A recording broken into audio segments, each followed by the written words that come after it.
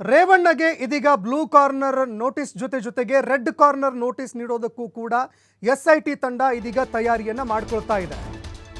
ಈಗಾಗಲೇ blue corner notice ಅನ್ನ ನೀಡಲಾಗಿದೆ. ಇದರ ಜೊತೆಗೆ ರೆಡ್ ಕಾರ್ನರ್ ನೋಟಿಸ್ ನೀಡೋದಕ್ಕೂ ಕೂಡ ಇದೀಗ ತಯಾರಿಯನ್ನ ಮಾಡ್ಕೊಳ್ತಾ ಇದೆ. ಇನ್ನು ರೆಡ್ ಕಾರ್ನರ್ ನೋಟಿಸ್ ಕೊಡೋದಕ್ಕೆ ಅಂತ ಸಿಬಿಐಗೆ ಎಸ್ಐಟಿ ತಂಡ ಕೂಡ ಇದೀಗ ಮನವಿಯನ್ನ ಮಾಡಿಕೊಂಡಿದೆ. ಸಿಬಿಐಗಳಿಗೆ ಇದಕ್ಕೆ ಸಂಬಂಧಪಟ್ಟಂತೆ ಎಸ್ಐಟಿ ತಂಡ ಒಂದು ಮನವಿ ಮಾಡಿಕೊಂಡಿದೆ. ಪ್ರಜ್ವಲ್ ರೇವಣ್ಣ ಅವರ ರಾಜತಾಂತ್ರಿಕ ಪಾಸ್ಪೋರ್ಟ್ ಅನ್ನ ವಜಾಗೊಳಿಸೋದಕ್ಕೂ ಕೂಡ ಎಸ್ಐಟಿ ತಂಡ ಆಗ್ರಹ ಮಾಡಿದೆ. ಪ್ರಜ್ವಲ್ ರೇವಣ್ಣ ಅವರನ್ನ ಬಂಧಿಸೋದಕ್ಕೆ ಎಲ್ಲಾ ರೀತಿಯ ಪ್ರಯತ್ನವನ್ನ ಎಸ್ಐಟಿ ತಂಡ ನಿರಂತರವಾಗಿ ಮಾಡ್ತಾ ಇದೆ.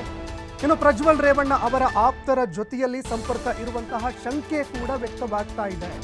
ಪ್ರಜ್ವಲ್ ರೇವಣ್ಣ ವಿದೇಶದಲ್ಲೇನೋ ಇದ್ದಾರೆ, ಆದರೆ ಅವರ ಆಪ್ತರ ಜೊತೆಯಲ್ಲಿ ಅವರು ಸಂಪರ್ಕದಲ್ಲಿ ಇದ್ದಾರೆ ಅನ್ನುವಂತಹ ಒಂದು ಶಂಕೆ ಕೂಡ ವ್ಯಕ್ತವಾಗ್ತಾ ಇದೆ. ಪ್ರಜ್ವಲ್ ರೇವಣ್ಣ ಅವರ ಆಪ್ತರು ಹಾಗೂ ಕುಟುಂಬದ ಸದಸ್ಯರ ಮೇಲೂ ಕೂಡ ಇದೀಗ ಸಾಕಷ್ಟು ನಿಗಾ ವಹಿಸಲಾಗ್ತಾ ಇದೆ. ಇನ್ನು ಪ್ರಮುಖವಾಗಿ ಬ್ಲೂ ಕಾರ್ನರ್ ನೋಟಿಸ್ ಅನ್ನು ನೀಡಲಾಗಿದೆ. ಬ್ಲೂ ಕಾರ್ನರ್ ನೋಟಿಸ್ ನೀಡಿದ್ದೇ ಆದರೆ ಯಾವುದೇ ವ್ಯಕ್ತಿ ವಿದೇಶದಲ್ಲಿ ಇರಲಿ ಅಥವಾ ಬೇರೆ ಯಾವುದೇ ಒಂದು ದೇಶಕ್ಕೆ ಹೋಗಿರಲಿ, ಆ ಸಂದರ್ಭದಲ್ಲಿ ಅವರ ಪಾಸ್ಪೋರ್ಟ್ ಎಲ್ಲೆಲ್ಲಿ ಎಂಟ್ರಿ ಆಗ್ತಾ ಇದೆ, ಆ ಪಾಸ್ಪೋರ್ಟನ್ನು ತೆಗೆದುಕೊಂಡು ಅವರು ಎಲ್ಲೆಲ್ಲಿ ಪ್ರಯಾಣ ಮಾಡ್ತಾ ಇದ್ದಾರೆ, ಇದೆಲ್ಲವೂ ಕೂಡ ಸಂಬಂಧಪಟ್ಟಂತಹ ದೇಶಕ್ಕೆ ಮಾಹಿತಿಯನ್ನು ನೀಡಬೇಕಾಗತ್ತೆ. ಹೀಗಾಗಿ ಪ್ರಜ್ವಲ್ ರೇವಣ್ಣ ಎಲ್ಲೇ ಹೋದರೂ ಕೂಡ, ಎಲ್ಲೇ ಅಬ್ಸ್ಕೆಂಡ್ ಆದರೂ ಕೂಡ ಅದಕ್ಕೆ ಸಂಬಂಧಪಟ್ಟಂತೆ ಭಾರತಕ್ಕೆ, ರಾಜ್ಯ ಸರ್ಕಾರಕ್ಕೆ ಮಾಹಿತಿಗಳು ನಿರಂತರವಾಗಿ ಸಿಗ್ತಾ ಹೋಗುತ್ತೆ. ಇನ್ನು blue corner notice, red corner notice, ಅದೇ ರೀತಿಯಾಗಿ black corner notice, orange corner, ಈ ರೀತಿಯಾಗಿ ಬೇರೆ ಬೇರೆ ರೀತಿಯಾದಂತಹ ಒಂದು ನೋಟಿಸ್ಗಳನ್ನು ನೀಡಲಾಗುತ್ತೆ. ಇನ್ನು ಅದೇ ರೀತಿಯಾಗಿ ಪ್ರಜ್ವಲ್ ರೇವಣ್ಣ ಅವರ ಒಂದು ರಾಜತಾಂತ್ರಿಕ ಪಾಸ್ಪೋರ್ಟ್ ಇದೆಯಲ್ಲ, ಇದಕ್ಕೆ ಸಂಬಂಧಪಟ್ಟಂತೆ ಸಾಕಷ್ಟು ರೀತಿಯಾದಂತಹ ಒಂದು ವಿನಾಯಿತಿ ಸಿಗುತ್ತೆ. ಇದನ್ನು ಅವರು ಬಳಕೆ ಮಾಡಿಕೊಂಡು ದುರ್ಬಳಕೆ ಕೂಡ ಮಾಡ್ಕೊಳ್ಬಹುದು. ಇದೇ ಕಾರಣಕ್ಕಾಗಿ ಎಲ್ಲದಕ್ಕಿಂತ ಮುಂಚೆ ಪ್ರಜ್ವಲ್ ರೇವಣ್ಣ ಅವರ ರಾಜತಾಂತ್ರಿಕ ಪಾಸ್ಪೋರ್ಟ್ ಏನಿದೆ ಅದನ್ನು ವಜಾಗೊಳಿಸಬೇಕು ಅಂತ ಎಸ್ಐಟಿ ತಂಡ ಸಿಬಿಐ ಅಧಿಕಾರಿಗಳಿಗೆ ಕೂಡ ಮನವಿ ಮಾಡಿಕೊಂಡಿದೆ. ಇನ್ನು ಅದೇ ರೀತಿಯಾಗಿ ಅವರ ಆಪ್ತರ ಜೊತೆಯಲ್ಲಿ ಅವರು ಸಂಪರ್ಕದಲ್ಲಿ ಇದ್ದಾರೆ ಅನ್ನುವಂತಹ ಒಂದು ಅನುಮಾನ ಕೂಡ ಕಾಡ್ತಾ ಇದೆ. ಇದೇ ಕಾರಣಕ್ಕಾಗಿ ಅವರ ಆಪ್ತರ ಮೇಲೂ ಕೂಡ ನಿಗಾ ಇಡಲಾಗಿದೆ. ಅವರ ಕುಟುಂಬ ಸದಸ್ಯರ ಮೇಲೂ ಕೂಡ ಸಾಕಷ್ಟು ರೀತಿಯಾದಂತಹ ನಿಗಾ ಇಡಲಾಗಿದೆ. ಬ್ಲೂ ಕಾರ್ನರ್ ನೋಟಿಸ್ ಜಾರಿ ಮಾಡಿರೋದ್ರಿಂದಾಗಿ ಪ್ರತಿಯೊಂದು ಅಪ್ಡೇಟ್ಸ್ಗಳು ಕೂಡ ಭಾರತ ಸರ್ಕಾರಕ್ಕೆ, ಅದೇ ರೀತಿಯಾಗಿ ರಾಜ್ಯ ಸರ್ಕಾರಕ್ಕೆ, ಎಸ್ಐಟಿ ತಂಡಕ್ಕೆ ನಿರಂತರವಾಗಿ ಲಭ್ಯವಾಗ್ತಾ ಇರುತ್ತೆ. ಎಲ್ಲಿ ಪ್ರಯಾಣವನ್ನು ಮಾಡ್ತಾ ಇದ್ದಾರೆ, ಯಾವ ದೇಶಕ್ಕೆ ಹೋಗ್ತಾ ಇದ್ದಾರೆ, ಅದೇ ರೀತಿಯಾಗಿ ಯಾವ ಒಂದು ಏರ್ಪೋರ್ಟ್ಗಳಲ್ಲಿ ಅದು ಎಂಟ್ರಿ ಆಗಿದೆ, ಇದೆಲ್ಲದಕ್ಕೂ ಸಂಬಂಧಪಟ್ಟಂತೆ ಮಾಹಿತಿಗಳು ಲಭ್ಯವಾಗುತ್ತೆ.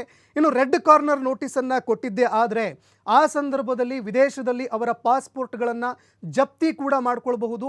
ಅದೇ ರೀತಿಯಾಗಿ ಅವರನ್ನು ಒಬ್ಬ ಅಪರಾಧಿಯಾಗಿಯೂ ಕೂಡ ಪರಿಗಣಿಸಬೇಕಾಗತ್ತೆ.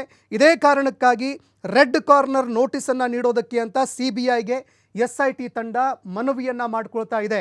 ಇನ್ನು ಬ್ಲೂ ಕಾರ್ನರ್ ನೋಟಿಸ್ ಈ ಹಿಂದೆ ನಿತ್ಯಾನಂದ ಅವರು ಯಾವಾಗ ದೇಶವನ್ನು ಬಿಟ್ಟು ಎಸ್ಕೇಪ್ ಆಗಿದ್ದರು, ಅದೇ ಸಂದರ್ಭದಲ್ಲಿ ಸ್ವಯಂ ಘೋಷಿತ ದೇವಮಾನವ ನಿತ್ಯಾನಂದನಿಗೂ ಕೂಡ ಇದೇ ರೀತಿಯಾದಂತಹ ಒಂದು ಬ್ಲೂ ಕಾರ್ನರ್ ನೋಟಿಸನ್ನು ನೀಡಲಾಗಿತ್ತು. ಇದೀಗ ಪ್ರಜ್ವಲ್ ರೇವಣ್ಣ ಅವರಿಗೂ ಕೂಡ ಬ್ಲೂ ಕಾರ್ನರ್ ನೋಟಿಸ್ ನೀಡಲಾಗಿದೆ. ಯಾವುದೇ ಒಂದು ದೇಶಕ್ಕೆ ಹೋದರೂ ಕೂಡ, ಅದೇ ರೀತಿಯಾಗಿ ಎಲ್ಲೇ ಪ್ರಯಾಣ ಮಾಡಿದರೂ ಕೂಡ ಅವರ ಎಲ್ಲ ಮಾಹಿತಿಗಳು ಕೂಡ ತನಿಖಾ ತಂಡಕ್ಕೆ ಸಿಗ್ತಾ ಹೋಗುತ್ತೆ. ಅದೇ ರೀತಿಯಾಗಿ ಅವರ ರಾಜತಾಂತ್ರಿಕ ಪಾಸ್ಪೋರ್ಟ್ ಏನಿದೆ, ಆ ರಾಜತಾಂತ್ರಿಕ ಪಾಸ್ಪೋರ್ಟ್ನಿಂದ ಅವರು ಹಲವಾರು ವಿನಾಯಿತಿಗಳನ್ನು ಪಡೆದುಕೊಳ್ಬಹುದು.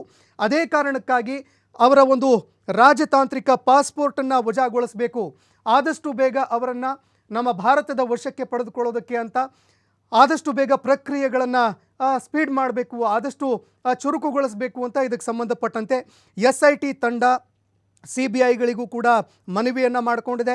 ಅದೇ ರೀತಿಯಾಗಿ ಪ್ರಜ್ವಲ್ ರೇವಣ್ಣ ಅವರು ವಿದೇಶದಲ್ಲಿ ಇದ್ದರೂ ಕೂಡ ಅವರ ಆಪ್ತರ ಜೊತೆಯಲ್ಲಿ ಅವರು ಸಂಪರ್ಕದಲ್ಲಿ ಇದ್ದಾರೆ ಅಂತ ಹೇಳಲಾಗ್ತಾ ಇದೆ. ಇಲ್ಲಿನ ಅಪ್ಡೇಟ್ಸ್ಗಳನ್ನು ಅವರು ಪಡೆದುಕೊಳ್ತಾ ಇದ್ದಾರೆ ಅನ್ನುವಂತಹ ಮಾಹಿತಿ ಕೂಡ ಲಭ್ಯವಾಗ್ತಾ ಇದೆ. ಇದೇ ಕಾರಣಕ್ಕಾಗಿ ಅವರ ಆಪ್ತರು ಯಾರಿದ್ದಾರೆ, ಅದೇ ರೀತಿಯಾಗಿ ಅವರ ಕುಟುಂಬ ಸದಸ್ಯರು ಯಾರಿದ್ದಾರೆ, ಎಲ್ಲರ ಮೇಲೂ ಕೂಡ ಇದೀಗ ಎಸ್ಐಟಿ ತಂಡ ಸಾಕಷ್ಟು ರೀತಿಯಾಗಿ ನಿಗಾ ವಹಿಸಿದೆ. ಅದೇ ರೀತಿಯಾಗಿ ಆದಷ್ಟು ಬೇಗ ಪ್ರಜ್ವಲ್ ರೇವಣ್ಣ ಅವರನ್ನು ವಶಕ್ಕೆ ಪಡೆದುಕೊಳ್ಳೋದಕ್ಕೆ ಅಂತ ತಯಾರಿಯನ್ನು ಕೂಡ ಮಾಡಿಕೊಳ್ತಾ ಇದೆ.